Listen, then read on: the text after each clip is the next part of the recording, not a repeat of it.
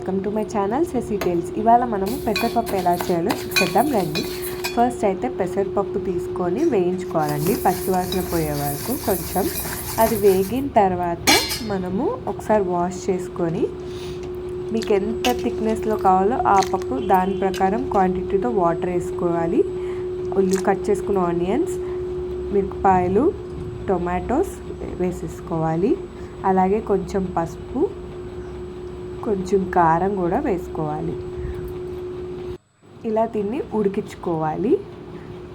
కొంచెం ఉడుకుతున్నప్పుడు మనము ఇందులో సరిపడా ఉప్పు అండ్ కొత్తిమీర వేసేసుకోవాలి.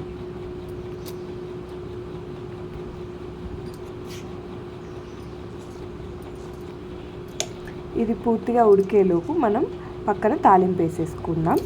ఫస్ట్ అయితే గిన్నె పెట్టుకొని కొంచెం నెయ్యి లేదంటే నూనె దేనిలో అయినా వేసుకోవచ్చు. నెయ్యిలో వేస్తే ఇంకా బాగుంటుంది తాలింపు అనేది.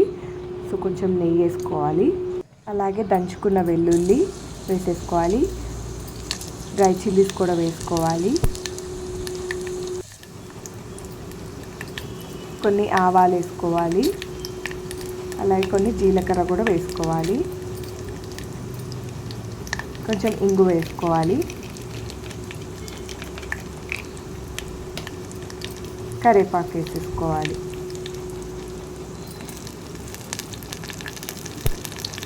ఇప్పుడు మొత్తం అంతా కొంచెం ఎర్రగా వేయించేసుకోవాలి.